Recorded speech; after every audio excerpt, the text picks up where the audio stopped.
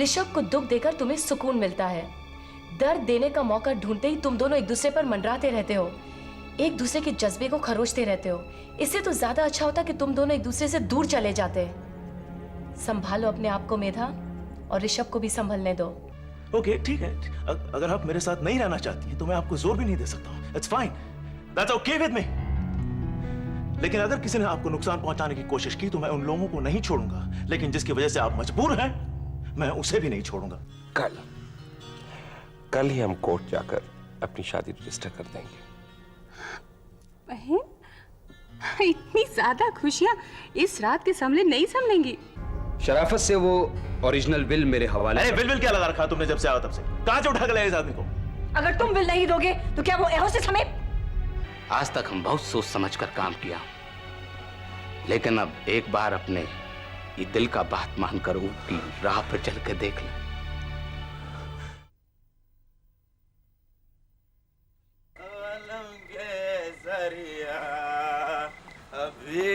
सावन है ओ मन कौन है कौन है तेरे तेरा अमीर लोग भाई मार दिया रे मार दिया। शंकर, ये क्या हालत बना रखा है शंकर, शराब में धुत? मैम साहब सॉरी, गुड आफ्टरनून। मैंने बहुत कम पिया आज, थोड़ा से बहुत सॉरी मैम साहब, सॉरी। करण साहब तुमको इस हालत में देखेंगे ना तो नौकरी से निकाल देंगे। निकाल देंगे क्या? मेरे को फेंक दे, निकाल दिया मेरे को, मैं सड़क पे देखिए ना करण साहब मेरे को निकाल दिया। क्यों? तुम गाड़ी तो अच्छा चला रहा था ना? अरे क्या है ना, अपने लाइफ का एक्सीडेंट हो गया मैम साहब। क्या हुआ तुम्हारी लाइफ को? क्या है ना, अपन ने भी शाना कौवा के तरह गू खा लिया। वो एक दिनेश शाह साहब है, आप नहीं जानती है उनको। उसके साथ अपन ने वफादारी कर ली उसके साथ। अभी क्या, अपने करण साहब के घर से अपन ने वो केशव साहब के वसीयत का कॉपी बना डाला। अब बना के अपन ने दिनेश शाह को भेज डाला। अभी मैं गया था, अभी उधर ही से आ रहा हूँ, मैं गया पैसा मांगने, मेरे को उसने भी पैसा नहीं दिया। करण साहब को मालूम पड़ा, वो मेरे को हकाल दिया। देखो मेरा क्या हाल बना दिया। लेकिन मैम साहब, मैं दिनेश शाह को छोड़ने वाला नहीं।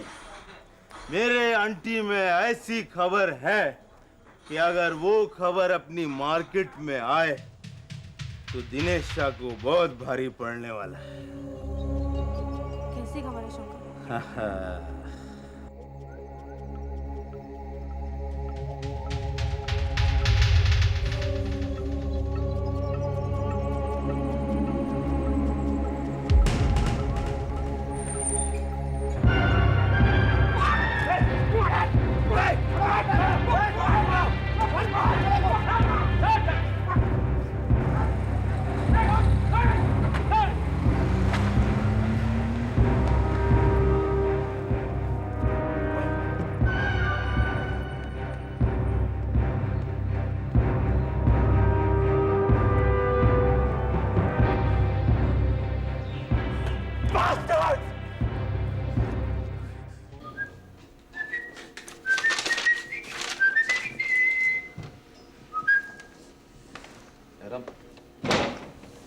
हेलो ऋषभ।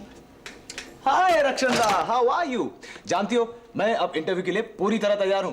2 दिन बाद इंटरव्यू है, नतीजा बहुत ही जल्द सामने आ जाएगा।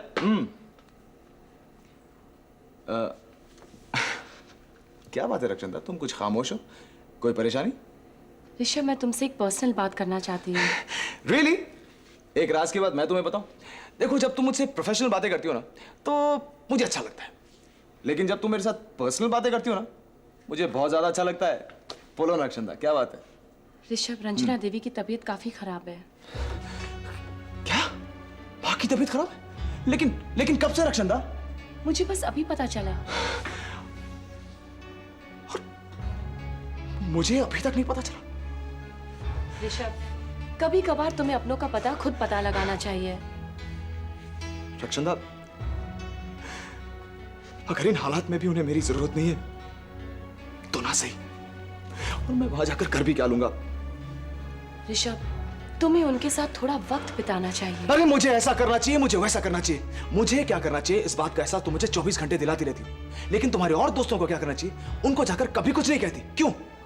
ऋषभ, तुम्हें अपनी माँ की जिम्मेदारी खुद अपनानी चाहिए। क्या रंजना देवी को सुकून नहीं मिलेगा अगर तुम उन्हें मिलने जाओगे? क्या वो ये आस लगाकर नहीं बैठी है कि ऋषभ भी उनसे मिलने आएगा? मैं भी चाहता हूं कि मैं जाकर उनसे मिलूं, लेकिन क्या? बताओ ना ऋषभ, क्या बात है? रक्षंदा, वो करण है ना, करण भी वहां मौजूद होगा, और मां की इस हालत में मेरा और उसका सामना शायद ठीक न हो। ऋषभ, तुम देखो, मैं कोई बहाना नहीं बना रहा। मैं खुद चाहता हूं कि मैं मां के साथ जाके वक्त गुजारूं, लेकिन अगर करण मां के पास नहीं होता ना, तो मां के बीमार होने से पहले मैं मां के पास पहुंच जाता, उन्हें कभी बीमार होने ही नहीं देता। लेकिन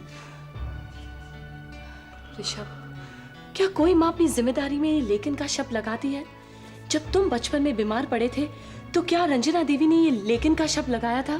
क्या आज तुम्हारी और करण की दुश्मनी अपनी माँ की ममता से ज्यादा बड़ी है? ऋषभ, ये दलील नहीं, सिर्फ एक बहुत बड़ा अफसोस है।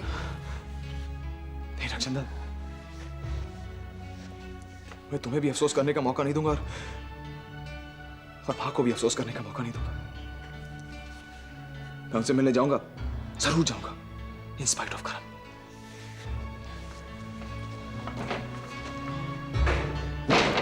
बताना शंकर, क्या खबर है? मैम साहब, फिर कभी टाइम लेगा, बताऊंगा मेरे को अभी। बता दो शंकर, हो सकता है इस खबर को सही जगह में सही कीमत में बेचने में मैं तुम्हारी मदद कर सकूं। मेरे को भी दारू का टाइम, मेरा गला मैं जाता हूँ। शंकर, खबर बताओ, कम से कम ये तो पता चले कि कीमत कितनी है उस खबर की। अभी क्या है ना मैम साहब, ऐसा बात है तो मेरे को एडवांस में एक बाटली का दे दो, मैं बताऊँ, मेरे को चोट लग। एक बॉटल एडवांस की बात कर रहे हो, मैं तुम्हारे महीने भर की दारू का इंतजाम कर दूंगी। खबर तो बताओ।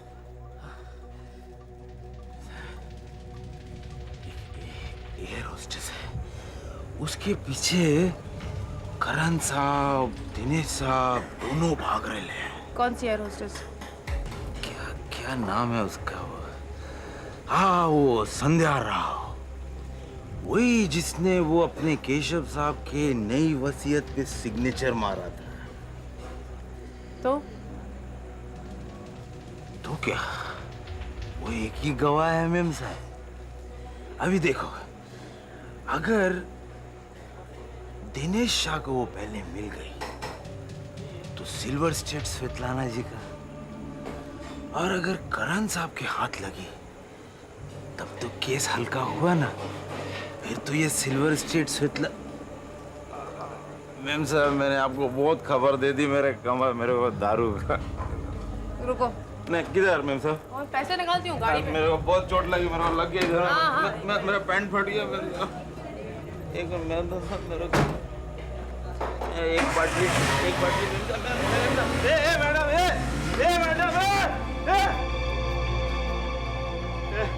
ये भी दिनेश शाह की बहन निकली, अपने को चूना लगा के चली गए। शंकर, लगता है कि आज अपना सितारा गर्दिश में है। अब बस कर सुनीता, बहुत हो गया, तू भी थक गई होगी। अभी कहाँ मेम साहब, आराम तो धीरे धीरे मिलेगा। अभी तो मैंने पैर दबाना शुरू किया है। अरे कहीं आदत पड़ गई तो बाद में मुश्किल हो जाएगी। मुश्किल होती है तो हो जाने दो, जब तक मैं जिंदा हूँ आपको कोई मुश्किल नहीं होने दूंगी। और मेम साहब, आपकी सेवा करके मुझे बड़ा सुकून मिलता है। पिछले कुछ दिनों में क्या कुछ नहीं भोगा आपने। मैं तो आपके कुछ काम नहीं आ सकी। थोड़ी बहुत सेवा करूंगी तो मेरे मन को शांति मिलेगी। तूने और स्टेला ने जो इस घर के लिए किया है, बहुत किया है। जब तुम लोगों को छोड़ना पड़ेगा तो जाने हम पर क्या बीतेगी। छोड़ना पड़ेगा? मेम साहब, ऐसी बातें मत कीजिए। मैं आने वाले दिनों की सच्चाई बता रही हूँ सुनीता। वैसे तुमसे कुछ छिपा तो नहीं है, सब तुम्हारी आंखों के सामने हो रहा है। इस घर में पैसा आ ही नहीं रहा है, और जो है वो धीरे धीरे खत्म होता जा रहा है। अरे एक आध महीने के बाद तुम लोगों की पगार देने की हैसियत नहीं रहेगी तेरी मेम साहब की। तो मेम साहब, आपको ये लगता है कि हम लोग सिर्फ पगार के लिए यहाँ रुके हैं? तुम लोग अपनी जिंदगी देखो, मैं तुम लोगों को अपने साथ अपने हालात में झोंक नहीं सकती। अगर झोंक नहीं सकती तो क्यों इतना प्यार दिया, क्यों इतना अपनापन दिया? मेम साहब, पगार वाली नौकरियां तो कहीं मिल जाएगी, पर आप जैसी मालकिन हम लोग कहाँ ढूंढेंगे? मैं तुझे सलाह दे रही हूँ पगली। सलाह नहीं मेम साहब, ये तो आप सजा सुना रही हो। मैं आपको छोड़ के कहीं नहीं जाऊंगी। सुनीता, ये फिजूल के जज्बात है। दौलत आज के दौर की सबसे बड़ी ताकत है। मेम साहब, इस घर में रहकर मैंने तो यही सीखा है, जज्बात के सामने दौलत बिल्कुल बेकार है। कम से कम तू ये तो मानती है कि जिंदगी ने मुझे सबक ज्यादा सिखाए हैं। मेम साहब, छोटा मुंह और बड़ी बात होगी। मैं मानती हूँ जिंदगी ने आपको बहुत सबक सिखाया है, पर आपकी जिंदगी देखकर मैंने ज्यादा सबक सीखे हैं। अब बताइए, क्या जरूरत थी आपको मुझे पढ़ाने की? सिर्फ भावना ही ना? मेम साहब, आपकी पगार नहीं, आपका प्यार मेरी सच्ची कमाई है। लेकिन तेरा गुजारा कैसे चलेगा? उस काबिल तो आपने मुझे बना दिया है मेम साहब। दिन भर आपकी सेवा करूंगी और दोपहर में कुछ घंटे ब्यूटी पार्लर में नौकरी करूंगी। मेम साहब, वैसे मेरी ज़रूरतें बहुत कम हैं, गुजारा तो बड़ी आसानी से हो जाएगा। और मेरे बचत खाते में कुछ रुपए है अभी। ठीक है, मुझे भी अपनी दुनिया आबाद रखने के लिए मुट्ठी भर लोग तो चाहिए। अब तुम मेरा जलवा देखती जाओ देविका, और अपना आना जाना बढ़ा दो। क्यों, आपकी नीयत भी खराब होने लगी था? हाँ, मैं लेनिन के बारे में कह रहा था। अगर ये सूरज हमारे आकाश पर उग गया तो मल्होत्रा इंडस्ट्रीज पर अंधकार छा जाएगा। ताऊ जी, एक बात मैं समझना चाहती हूँ, आपकी ये जो मल्होत्रा खानदान के लिए नफरत है वो इतनी जबरदस्त है कि मल्होत्रा खानदान के दुश्मन भी आपको वफादार समझते हैं। अब आपकी ये जो नफरत है ये टाइम पास तो नहीं है, एक चाबी का खिलौना जिसके साथ आप खेलते रहते हैं? देखो देविका, जब से तुमने लेनिन का जिक्र किया है, मैंने मल्होत्रा इंडस्ट्रीज के खिलाफ हर उठी हुई पुरानी तलवार की धार को तेज ही किया है और तेज करता रहा हूं। और इस चक्कर में मैं अपने हाथ लहूलुहान कर बैठा। हाँ, उससे मेरे जख्मों का दर्द कुछ कम जरूर हो गया है। और हाँ, ये मेरा टाइम पास नहीं है, ये मेरे वक्त के पैरों में जंजीर है। चलिए, अब भी आपका खून गर्म है। अच्छा। हाँ, केशव मल्होत्रा ने जिस तरह मुझे छला है, एक गधे के सामने गाजर लटकाकर जैसे उससे काम करवाया जाता है ना, वैसे ही उसने मुझसे काम करवाया और 50% पार्टनरशिप का वादा करके अपना काम भी मुझसे करवाता रहा और खुद उस स्वेतलाना के साथ अय्याशी करता रहा। और जब वक्त आया तो वो 5% की पार्टनरशिप मेरे हाथ में थमा दी। इस नफरत को इसी तरह ताज़ा रखिए ताऊ जी। बाय द वे, आपके लिए मेरे पास एक अच्छी खबर है। क्या? शंकर, जो कभी केशव मल्होत्रा, फिर स्वेतलाना और बाद में करण का ड्राइवर रह चुका है, नशे में वो मुझे एक बहुत ही कीमती इंफॉर्मेशन दे गया। क्या है वो?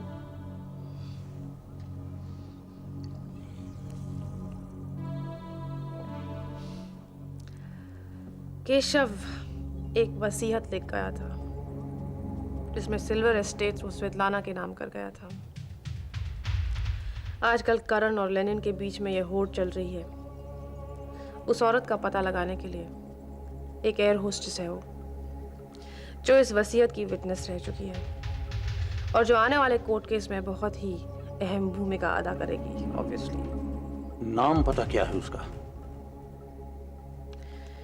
इंडिया में नहीं रहती।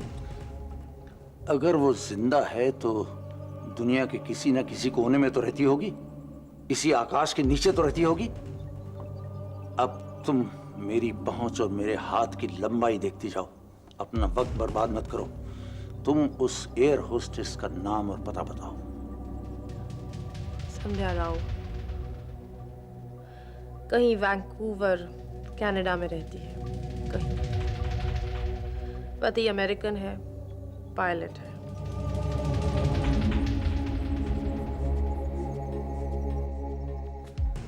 वाह ऊपर वाले वाह, तेरा भी जवाब नहीं। तेरे को ना मैं सलाम करता हूं यार। मेरे पास अगर एक तोप होती ना, मैं तेरे को तोप से सलामी देता। ले आया ना घुमा फिर आकर मेरे को उसी काले अंधेरे में, उसी बियाबान तन्हाई में अकेला कर दिया मुझे। सेम एज एवर, वही एवरग्रीन जख्म। लगता है तू मेरे को ना किंग बनाएगा, ट्रेजेडी का बेताज किंग। पर यह मैं पागल सोचता था कि दुख की हुकूमत खत्म हो गई है। ऐसा नहीं था ना? मैं जानता हूं क्या था। तो छुट्टी पे गया था क्योंकि इतने दिनों से मैंने दुख नहीं देखे थे। और अब तू वापस आ गया है, और वापस आते ही मेरा सोनू मेरी जिंदगी से आउट।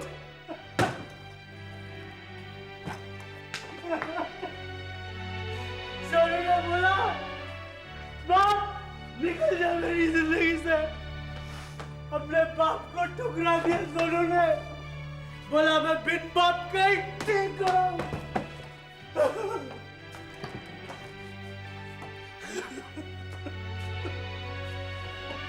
रोनी, तुम कब आए? सोनू, सोनू तुम कहाँ हो? क्यों छुप रहे हो आंटी से? आंख में चोली मत खेलो। सोनू सामने आओ।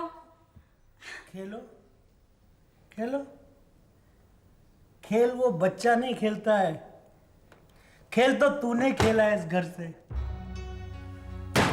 तेरा ढोंग, तेरा दिखावा, तेरा खेल मेरे सोनू को निकल गया। सोनू, सोनू बाहर आओ, आओ, मत खेलो खेल। कहां से बाहर आएगा वो? जानती है वो कहां? जहां तूने फिकवाया है, उस बोर्डिंग स्कूल में। लेकिन रोनी हुआ क्या है? सोनू है कहां? हुआ क्या है मैं बताता हूँ। हुआ वही जो तेरी मंशा थी। तू चाहती थी ना कि सत्याना और सोनू एक दूसरे से अलग हो जाएं, हो गए अलग। सोनू ने खुद फैसला किया कि वो घर वापस नहीं आएगा। सोनू अपने बाप से अलग हो गया। मैं पूछता हूं, मेरी क्या गलती थी कि तेरी और सत्याना की दुश्मनी में मैं पिस गया? बता मेरे को क्या गलती थी मेरी? तुम मत लगा हाथ मुझे। इस घर की सारी खुशियां निकल गई है तू नागिन।